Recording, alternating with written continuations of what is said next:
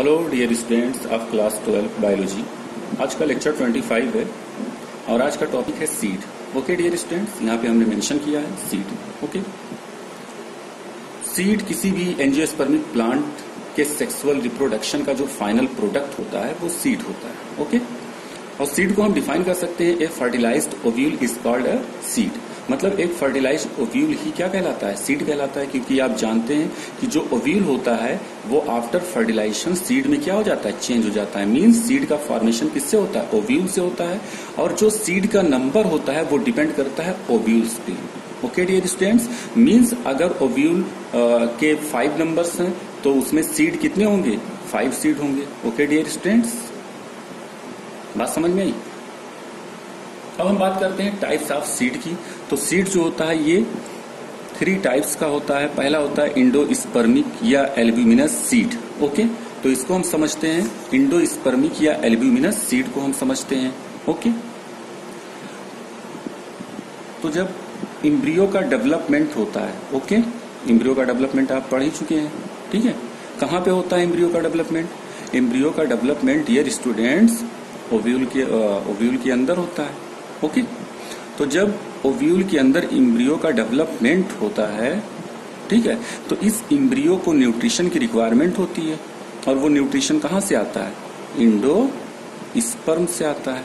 Okay, means हम कह सकते हैं कि इम्ब्रियो, डेवलपिंग इम्ब्रियो जो है वो अपने न्यूट्रिशन को ऑब्टेन करता है कहाँ से? इंडोस्पर्म से ऑब्टेन करता है। तो ऐसा सीड, ओके डियर स्टूडेंट्स, ऐसा सीड जिसमें इंडोस्पर्म कंप्लीटली कंज्यूम नहीं होते हैं। बात समझिए, ऐसा सीड जिसके अंदर जब इम्ब्रियो डेवलपमेंट होता है तो इंडोस्पर्म कंप्लीटली कंज्यूम नहीं होते। यानी कंप्लीटली कंज्यूम नहीं होने का मतलब यह है कि इंडोस्पर्म के कुछ ना कुछ क्या बोलते हैं, पार्ट बच जाते हैं, ठीक है। तो ऐसे सीड जिसमें इंडोस्पर्म के कुछ पार्ट बच जाते हैं, पार्शियली कंज्यूम होता है इंडोस्पर्म, तो ऐसे सीड को हम कहते हैं इंडोस्पर्मिक या एल्ब्यूमिनस सीड। इसका एग्जांपल यहाँ पे हमने क्या लिया है? व्हीट लिया है और मैज लिया है। ओके, दूसरा टाइप है नॉन इंडोस्पर्मिक या एक्स एल्ब्यूमिनस सीड। मीन्स ऐसा सीड जिसके अंदर जब इम्ब्रियो डेवलपमेंट होता है और इम्ब्रियो डेवलपमेंट के टाइम जो इंडोस्पर्म होता है वो कंप्लीटली कंज्यूम हो जाता है। मीन्स हम कह सकते हैं कि इम्ब्रियो डेवलपमेंट हो रहा है डियर स्टूडेंट्स, ओके, और जो इंडोस्पर्म है इसी से तो न्यूट्रिशन मिल रहा है डेवलपिंग इम्ब्रियो को। तो ये जो इंडोस्पर्म होगा ये कंप्लीटली क्या हो जाएगा? कंज्यूम हो जाएगा।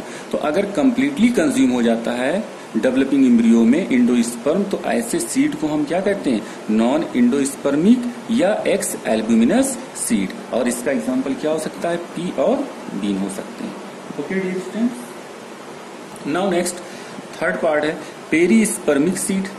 अब पेरीस्पर्मिक सीड क्या होता है? बहुत सारे सीड ऐसे होते हैं जिसमें जब इम्ब्रियो का डेवलपमेंट होता है तो ओव्यूल का न्यूक्लियस पार्ट, कौन सा पार्ट? न्यूक्लियस पार्ट जो होता है ओव्यूल का, वो रेसिडुअल फॉर्म में क्या होता है? बच जाता है। ओके, वो कंज्यूम नहीं होता है। तो ऐसे सीड को हम क्या कहते हैं? पेरीस्पर्मिक सीड कहते हैं, ठीक है। और उस न्यूक्लियस को हम क्या कहते हैं? पेरीस्पर्म कहते हैं। जो न्यूक्लियस जो वेस्टिजियल फॉर्म में होता है, न्यूक्लियस ओव्यूल में होता है न्यूक्लियस, ठीक है, ये ठीक है, ये न्यूक्लियस है, ठीक है। तो न्यूक्लियस पार्ट जो है वो बच जाता है, और इसी न्यूक्लियस को हम क्या कहते हैं? पेरीस्पर्म कहते हैं, ठीक है, पेरीस्पर्म कहते हैं। तो ध्यान रखिएगा, ये पेरीस्पर्म हो गया, ठीक है। एक बार फिर समझिएगा कि जब इम्ब्रियो डेवलपमेंट होता है तो इंडोस्पर्म तो कंज्यूम होता है, और ओव्यूल का जो न्यूक्लियस पार्ट होता है, न्यूक्लियस पार्ट, ओके, जिसको हम पेरीस्पर्म कहते हैं, ये वेस्टिजियल फॉर्म में रह जाते हैं, ठीक है, इनका कंजप्शन नहीं होता है। तो ऐसे सीड को हम क्या कहते हैं? पेरीस्पर्मिक सीड। और इसका एग्जांपल हमने क्या लिया है? ब्लैक पीपर और बीट लिया है। ओके डियर स्टूडेंट्स,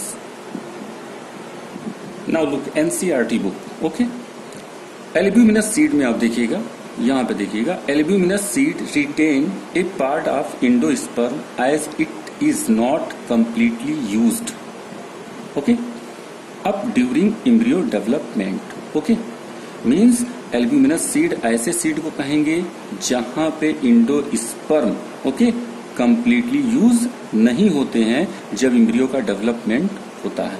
ओके, और नॉन एल्ब्यूमिनस या ex albuminous, non albuminous seed have no residual endosperm, means जो एंडोस्पर्म होगा वो रेसिडुअल नहीं बचेगा बल्कि कंप्लीटली कंज्यूम हो जाएगा, as it is completely consume during embryo development. और इसका एग्जांपल क्या हो सकता है, एनसीईआरटी बुक में दिया गया पी और ग्राउंड नट। ओके, पेरिस्पर्म में आप देखिएगा, in some seeds such as black pepper and beet remnants of nucellus are also persistent. This residual persistence nucellus is the perisperm. हमने कहा ना कि जो न्यूक्लियस होता है उसी को हम पेरिस्पर्म कहते हैं, और ये सीड में क्या होते हैं, रहते हैं। तो ऐसे सीड को हम क्या कहते हैं, पेरिस्पर्मिक सीड कहते हैं। Okay dear students, now next अब हम बात करते हैं स्ट्रक्चर ऑफ सीड। ओके, कि एक जो टिपिकल सीड होता है उसमें कौन कौन से स्ट्रक्चर होते हैं। ओके, तो जो पहला स्ट्रक्चर होता है वो क्या होता है, सीड कोट होता है सीड कोट। यहाँ पे देखिएगा ये ओव्यूल है डियर स्टूडेंट्स। ओके, और इस ओव्यूल में हमने बताया है कि ओव्यूल में जो लेयर होते हैं, ये ओव्यूल के जो लेयर होते हैं उसको हम क्या कहते हैं, इंटेगुमेंट कहते हैं। क्या कहते हैं, इंटेगुमेंट। ध्यान रखिएगा, ओव्यूल में जो लेयर होते हैं, और किसी ओव्यूल में 2 लेयर होते हैं और किसी ओव्यूल में सिंगल लेयर होता है। ओके, लेकिन उसका नेम जो हम देते हैं वो क्या देते हैं, इंटेगुमेंट देते हैं। ओके, तो यहाँ पे जो ओव्यूल का लेयर होता है उसको हम इंटेगुमेंट कहते हैं। अब जो आउटर लेयर होता है, अगर मान लीजिए बाइटेगमिक है, मीन्स 2 लेयर से है, यानी इंटेगुमेंट कितने लेयर से बना हुआ है, 2 लेयर से बना हुआ है। ओके, तो इसका जो आउटर लेयर है, ध्यान से देखिएगा, इसका जो आउटर लेयर है वो किसका फॉर्मेशन करता है, टेस्टा। ओके, और जो इनर लेयर होता है उसे हम क्या कहते हैं, टेगमेंट कहते हैं। मींस हम कह सकते हैं कि जो सीड कोट होता है, ओके, वो सीड कोट किससे बनता है, इंटेगुमेंट से बनता है। और इंटेगुमेंट में जो आउटर इंटेगुमेंट होता है वो टेस्टा का फॉर्मेशन करता है, और जो इनर इंटेगुमेंट होता है वो टेगमेंट का फॉर्मेशन करता है। मींस हम कह सकते हैं कि सीड कोट जो है वो 2 सब लेयर से बना होता है, टेस्टा और tegmen. टेस्टा is the outer layer and tegmen is the inner layer. Okay, अब इसी सीड कोट में एक पोरस स्ट्रक्चर पाया जाता है। सीड कोट जो होता है, जैसे सपोज यहाँ पे देखिएगा ये सीड हो गया। ओके, अब सीड में एक पोरस स्ट्रक्चर होता है, एक छोटा सा स्ट्रक्चर होता है। Okay, porous. ओके, इस पोरस स्ट्रक्चर को हम क्या कहते हैं, माइक्रोपाइल कहते हैं।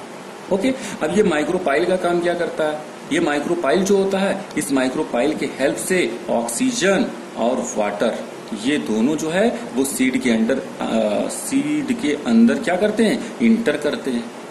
उसके बाद में सीड जो है वो जर्मिनेट करता है डियर स्टूडेंट्स। तो ध्यान रखिएगा कि सीड की जो आउटर लेयर होती है उसे हम सीड कोट कहते हैं, और ये 2 सब लेयर से बनी होती है, आउटर टेस्टा, इनर टेगमेंट। और इसी सीड कोट में एक पोरस स्ट्रक्चर होता है जिसे हम माइक्रोपाइल कहते हैं, और माइक्रोपाइल के हेल्प से ऑक्सीजन और वाटर जो है वो सीड के अंदर इंटर करता है। Okay dear students, now next अब हम बात करते हैं, दूसरा स्ट्रक्चर है सीड का, इंडोस्पर्म। इंडोस्पर्म सीड में हो भी सकता है और नहीं भी हो सकता है। बात समझ में आई? अगर सपोज हम बात करते हैं इंडोस्पर्मिक सीड और नॉन इंडोस्पर्मिक सीड, तो यहाँ पे देख रहे हैं आप, इंडोस्पर्मिक सीड में क्या होता है, इंडोस्पर्म रेसिडुअल पार्ट में क्या होता है, रेसिडुअल फॉर्म में बचा रहता है, ठीक है। लेकिन यहाँ पे नॉन इंडोस्पर्मिक सीड में क्या होता है, कंप्लीटली इंडोस्पर्म कंज्यूम हो जाता है। तो इस बेस पे हम कह सकते हैं कि इंडोस्पर्म चूंकि न्यूट्रिशन प्रोवाइड करता है एम्ब्रियो को, तो इंडोस्पर्म जब न्यूट्रिशन प्रोवाइड करेगा तो उसके 2 कंडीशन हो सकते हैं, या तो वो प्रेजेंट भी हो सकता है और या फिर एब्सेंट भी हो सकता है। अगर इंडोस्पर्मिक सीड है डियर स्टूडेंट्स तो उसमें रेसिडुअल पार्ट उसके कुछ क्या होंगे, वो पाए जाएंगे। और अगर नॉन इंडोस्पर्मिक सीड है तो कोई भी रेसिडुअल पार्ट नहीं होगा, मीन्स हम कहेंगे इंडोस्पर्म एब्सेंट है। ओके डियर स्टूडेंट्स, तीसरा पार्ट होता है सीड के अंदर इम्ब्रियो।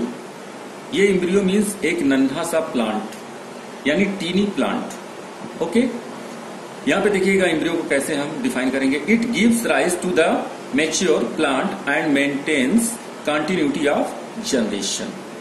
ओके। एम्ब्रियो एक जो है वो मेच्योर प्लांट, एम्ब्रियो से जो है एक मेच्योर प्लांट प्रोड्यूस होते हैं, मीन्स हम कह सकते हैं कि embryo is the tiny plant. Okay dear students, now next topic है dormancy and seed germination. Okay dear students, dormancy क्या होता है? Inactive stage of seed. Okay, seed का जो इनएक्टिव स्टेज होता है उसको हम क्या कहते हैं? डॉर्मेंसी कहते हैं। अब यहाँ पे देखिए हमने क्या मेंशन किया, it is a state of inactivity when the seed is not able to germinate. Means seed का वह स्टेज जब सीड जो है वो जर्मिनेट नहीं करता है या जर्मिनेशन के योग्य एबल नहीं होता है डियर स्टूडेंट्स, उसी को हम क्या कहते हैं? डॉर्मेंसी ऑफ सीड कहते हैं। ओके, नाउ नेक्स्ट जर्मिनेशन दूसरा टर्म है the ability of a seed to produce a seedling in presence of favorable environmental condition like adequate moisture, oxygen and suitable temperature। means seed की वह ability जो फेरेबल condition में, अब फेरेबल condition क्या हो सकता है? फेरेबल कंडीशन हो सकता है कि उस सीड को क्या मिले डियर स्टूडेंट्स? मॉइस्चर मिल जाए। ओके, सीड को क्या मिल जाता है? मॉइस्चर। ओके, ऑक्सीजन मिल जाए और क्या मिल जाए? Suitable temperature. जब ये तीनों चीजें मॉइस्चर, ऑक्सीजन और सुटेबल टेम्परेचर जब ये सीड को मिलती हैं तो सीड जो है वो जर्मिनेट करता है। ओके, और सीड जब जर्मिनेट करता है तो उससे एक नन्हा प्लांट क्या होता है? रिलीज होता है, प्रोड्यूस होता है डियर स्टूडेंट्स। ओके, इसी को हम क्या कहते हैं? Germination of seed. Okay, now next seed viability. The period for which the seed retain their power of germination is called seed viability। means seed का वह पीरियड कि जब तक कोई सीड अपने जर्मिनेशन पावर को बनाए रखता है, अपने जर्मिनेशन पावर को खोता नहीं है, बनाए रखता है। रिटेन मीन्स बनाए रखना। ओके, तो जब तक कोई सीड अपने जर्मिनेशन पावर को बनाए रखता है तो उसी को हम क्या कहते हैं? सीड वायबिलिटी कहते हैं। और सीड वायबिलिटी हर सीड की अपनी अलग अलग होती है, किसी में बहुत शॉर्ट टाइम होता है, किसी में लॉन्ग टाइम होता है। ओके डियर स्टूडेंट्स, तो ये अलग अलग सीड वायबिलिटी पाई जाती है अलग अलग सीड में डियर स्टूडेंट्स। ओके, यहाँ पे हम एक एग्जांपल लेते हैं। लूपिन एक प्लांट है जो आर्कटिक टुंड्रा में पाया जाता है, यानी आर्कटिक टुंड्रा से बिलोंग करता है लूपिन। ठीक है, और इसके जो सीड होते हैं ये 10,000 ईयर्स तक अपनी वायबिलिटी को क्या किए रहते हैं? बनाए रखते हैं डियर स्टूडेंट्स। ओके, तो ये सबसे ओल्डेस्ट सीड है जो कि आर्कटिक टुंड्रा में पाया जाता है और ये लूपिन प्लांट से ऑब्टेन होता है, यानी लूपिन प्लांट में प्रोड्यूस होता है ये सीड। और इस सीड की खासियत ये होती है कि इसमें जो सीड वायबिलिटी होती है, मतलब जो सीड का अपना एक रिटेनिंग पावर होता है जर्मिनेशन का, वो 10,000 ईयर्स तक होता है डियर स्टूडेंट्स। ओके, तो डियर स्टूडेंट्स आज के लिए इतना ही। ठीक है, और तब तक के लिए God bless you, thank you.